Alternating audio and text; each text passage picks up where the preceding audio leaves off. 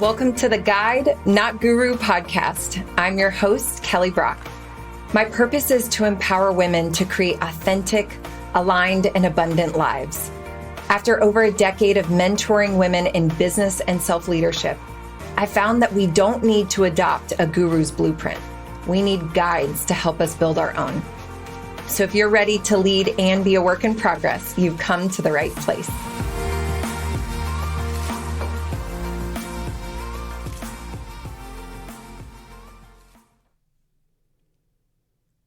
Okay, welcome to the ego episode.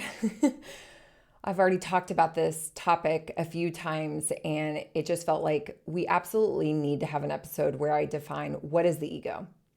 What is it? Where did it come from? How can we start to see how it's showing up in our world? And how can we start to separate from its power of ruling our lives? And I'm even going to give you a tool that I've already mentioned, but I want to really drive you to go do this, almost as an episode homework assignment today. But this is really important because one of the things that I love more than anything is helping women start to empower themselves. And in order for you to feel empowered in changing your life, you have to understand where you've lost your power. And that means we have to talk about the ego. So let's talk about it. What is the ego and where did it come from? So as we grow up, we form a mental image of ourselves based on the parents you were given, the family, the society, the cultural upbringing in the community, wherever you plopped down on the planet.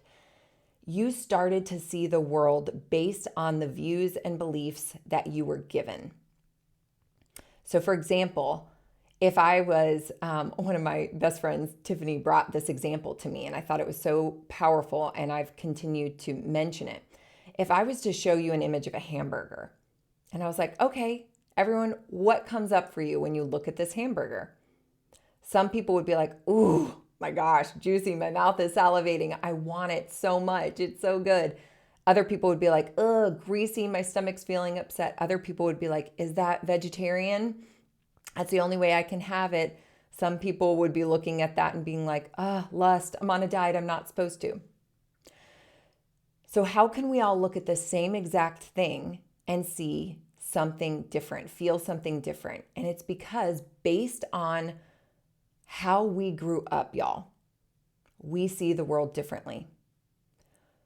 We grew an ego, which is a mental image of how we see ourselves and see the world based on where we grew up and who we were brought up by and the conditioning we were given.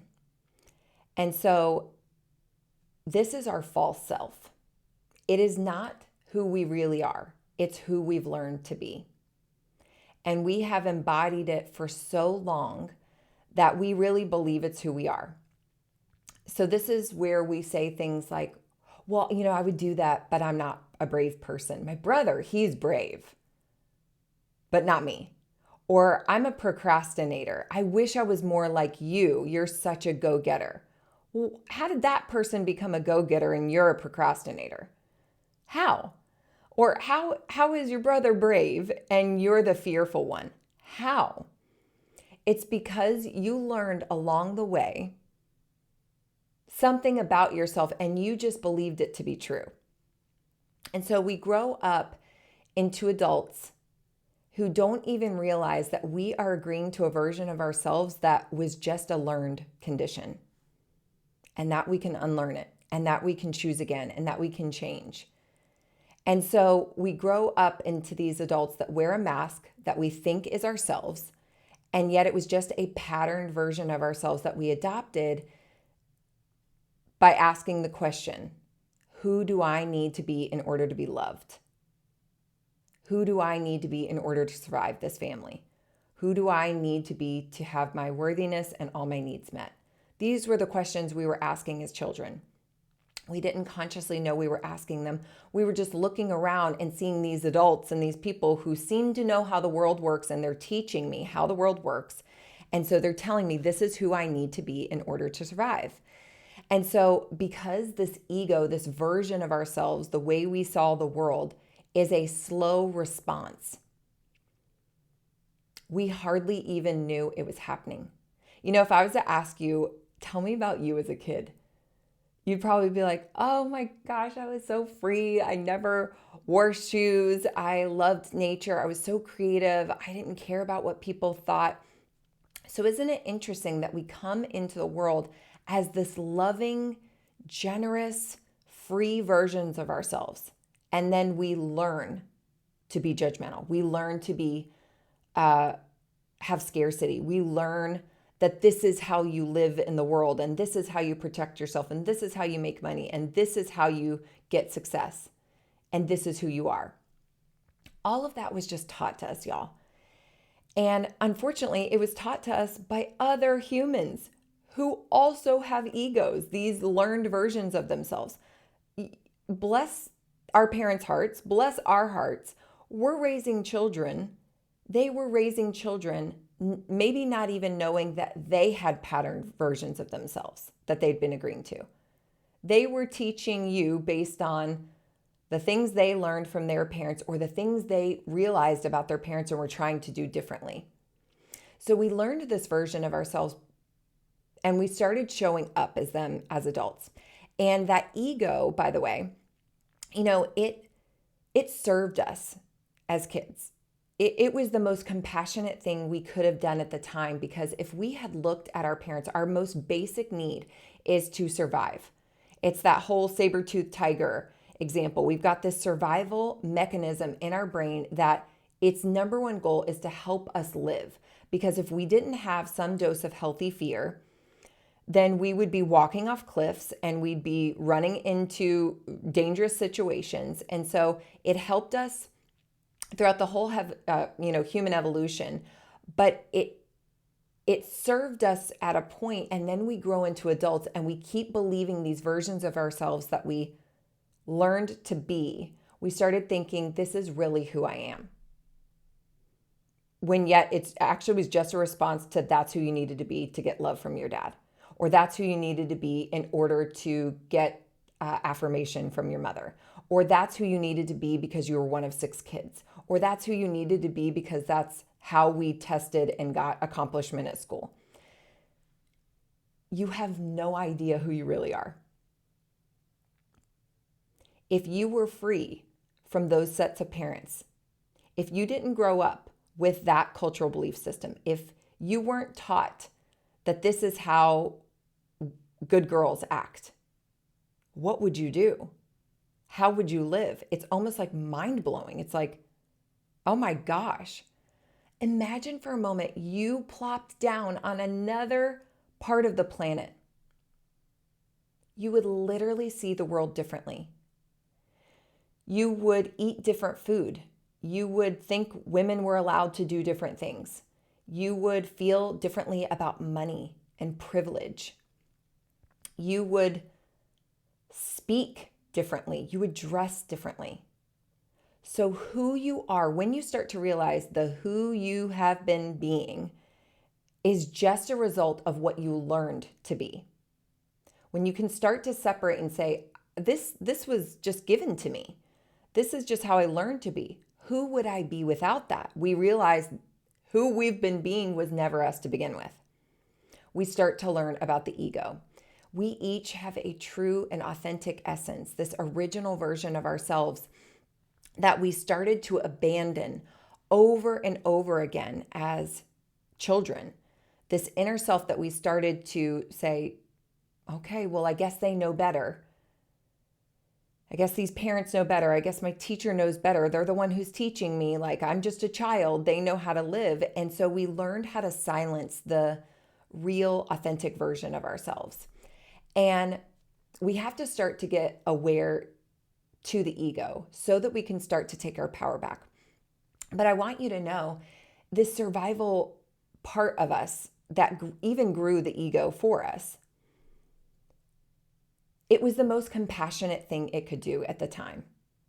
Because if it had looked at your parents and been like, wait, You're telling me they're 20, 30, 40-year-old, 50-year-old people who don't have a clue either. Wait, they're raising me based on the sick and twisted and distorted and unhealthy traumatic patterns of their upbringing, and they're raising me. They don't know how it goes. We would have freaked out. So we needed to believe at some point that these adults knew better.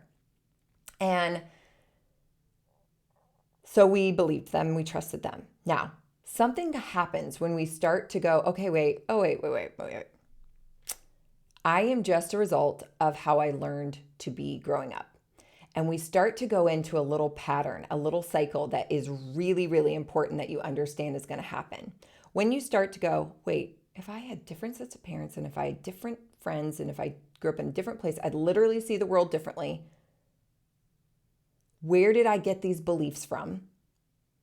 When you start to realize that, you go through a little cycle. It's called the fear, blame, and shame. All of a sudden, when you start to look at yourself and you go, I'm a procrastinator, or I'm someone who escapes, and you go, wait, why do I escape? You might immediately feel fear. This is too scary. I can't look at all this stuff. It is just too emotional for me to admit the truth about myself, about my parents, about my siblings, about what I've always believed to be true about the world. Like, when I started doing this, I was just like, what is life? Like, this felt so scary all of a sudden to just be like, then what is real, right? Like, what's real if what I thought was real is not real? You'll feel very shaky. You will feel afraid. Then, as you start to do it, you're like, well, okay, wait, the alternative is that I keep accepting this. No, I want to be brave enough to figure out where this came from. Then you go into blame and you're like, it's their fault. It's my parents. It was my grandma. It was my teachers. It was my community. It's society. You start to want to blame other people. I would never feel this way about money if you had taught me this. I would never feel this way about love if you had given me a loving example of relationships. If you had blank. So you're going to start to feel like you want to blame. And then you will come to the place that you realize, guess what? Your parents also had egos that they could not help at some point.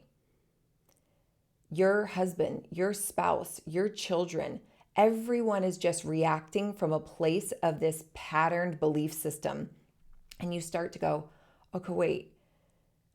So it's not their fault. Like, they're a product of their upbringing too. And, they're acting from their fear and they're acting from their learned way of being. And all of a sudden you come to this place of self-responsibility and you realize it's not my fault that I got this way, but it is my responsibility. And then you go, oh shoot, you go into blame. You go, I did this.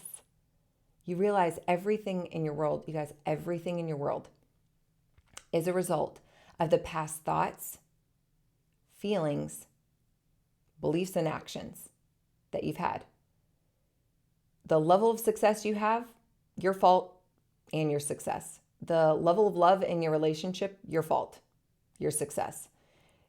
Everything you're getting is a result of you. And so then you go to blame and you're like, oh my gosh, this is my fault. So that cycle is actually just the way that the ego wants to show up, because the ego is here. Its whole job is to protect you and keep you safe. It's why it grew in the first place. It's why it's still here. It's going, stop trying to grow. Every time you do this, we have to risk ourselves again. And its entire reason for living was to keep you safe.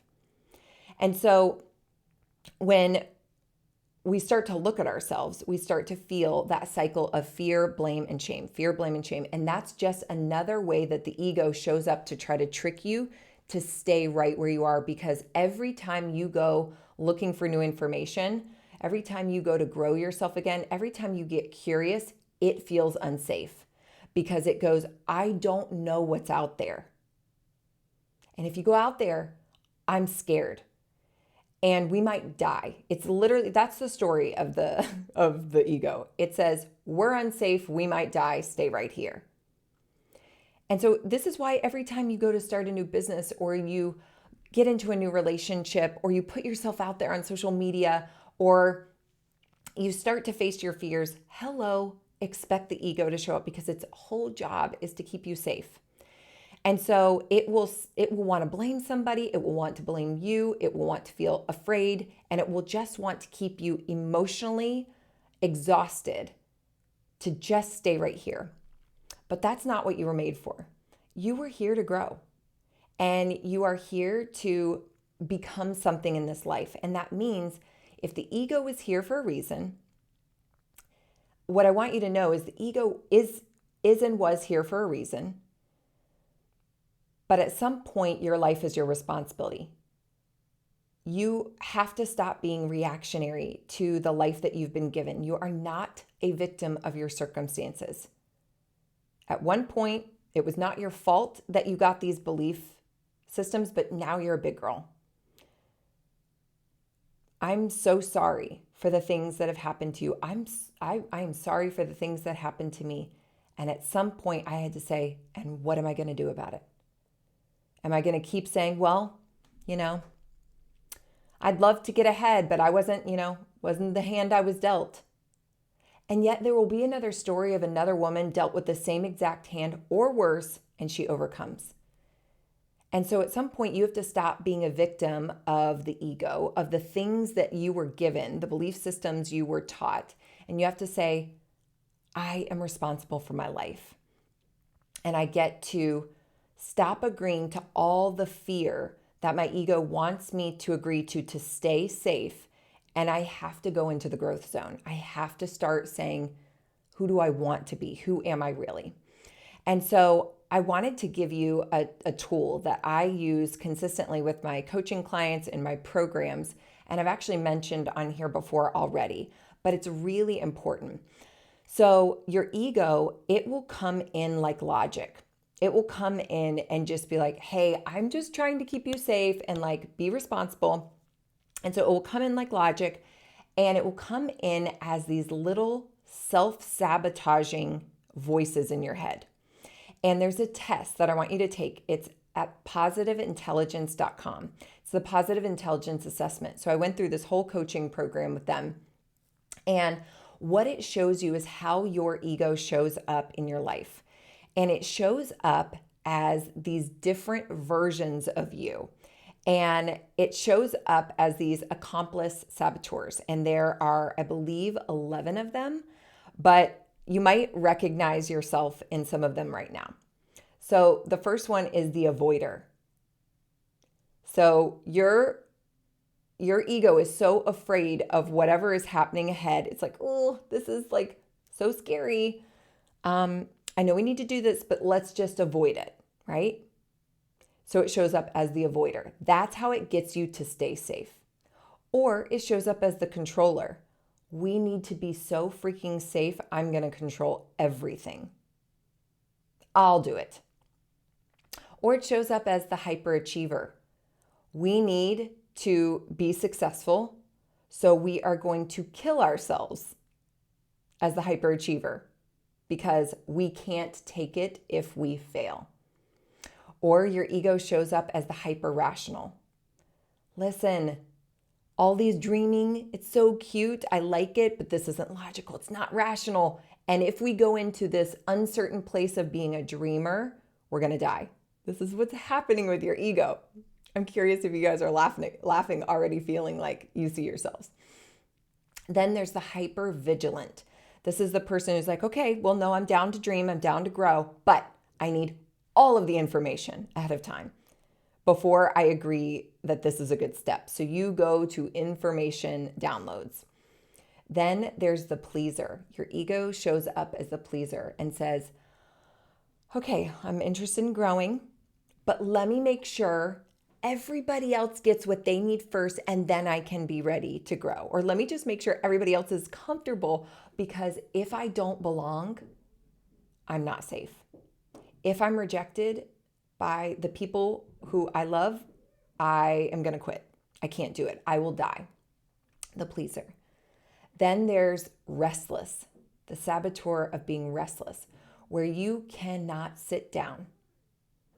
You keep yourself so busy and so preoccupied, ruminating thoughts in your mind at all times that you never sit down long enough to even be with your own thoughts. You keep yourself so busy, you don't even have to sit with the truth about who you are. And then there's the stickler. The stickler is like, here are all the exact steps that we need to do. And if we don't do them in order, we're all going to die. Like, this is the only way we could be successful. It's the way I can predict my safety is by following the exact steps. And then there's the victim. The victim is exactly what it sounds like. Your saboteur, your ego shows up as a victim of its circumstances and saying, well, everybody else got dealt a better hand of cards, not me. I would totally go for those things, but you don't understand. My husband doesn't believe in me, or I don't have the money, right? Again, saying, stay here. Be safe. So how do we start to recognize these saboteurs? I bet you're already recognizing them right now. First of all, take that quiz, screenshot the assessment, save it. Actually, send it to me in the DMs. I always love knowing people's. I'm always like, bah, didn't it change your life to know how your ego is just trying to keep you small, safe, and protected? That's its job. But it will keep you from every good thing you were meant to have in your life. You were meant to expand. And so it served you for a season of your life. You learned it.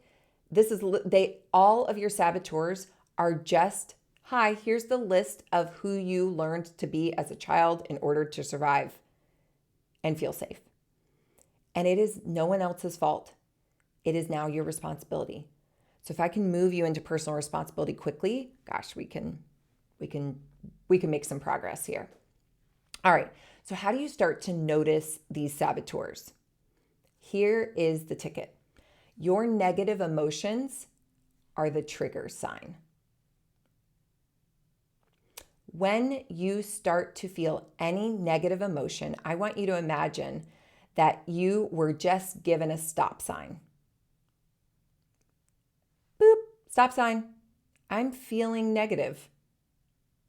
I'm feeling overwhelmed. I'm feeling angry. I'm feeling frustrated. I'm feeling overwhelmed. I'm feeling exhausted. Ooh, hey, ooh, Kelly told me negative emotion. Pause. Let me just stop right where I am. I call it the precious pause. You're going to pause at the stop sign. Look both ways, meaning you're going to look inside and you're going to say, what was I just thinking and feeling? What was I just thinking and feeling? And which of my saboteurs was just here? Which of my saboteurs was just here pretending to be me? So this will happen for me all the time. I will go to, or for example, even do a podcast episode. And I'll be like, okay, I care so much about my work. I care so much about what I say. I want to make sure it's excellent. And then I'm feeling overwhelmed. And then I'm like, okay, well, make sure to do your notes and make sure to get it ready and make sure to look good and make sure to have the camera and the ring light and all the things. Oh, whoa, I'm feeling overwhelmed. Wait. Oh, I'm feeling overwhelmed. Which of my saboteurs was just here? And I'm like, oh my gosh, there you are, hyperachiever. You were making me so stressed out about doing this perfectly that I felt overwhelmed. Now I'm able to identify which of these boogers was showing up pretending to be me. And then I'm able to say, what would my most authentic version of me say about this? If you guys have not done the versions of you meditation series from me, it's $22. It is the best $22 you will spend because I take you into a meditation, a visualization that brings you into a visualization with your highest version of yourself and your original essence. And when you remember who you really are And when you remember who you are becoming and what that woman has to say about how to live, all of a sudden, when I go, oh, I just saw you, saboteur, this ego version of me, I'm able to separate from it. And then I'm able to ask the most powerful question. What would my higher, wiser self say? What would my original, authentic version of me do here? And all of a sudden, my original essence is like, why are you so worried about this? This looks so fun. And then there's the higher, wiser version of me. And she's just like, none of this matters. Say the truth. I've got this version of me that knows better.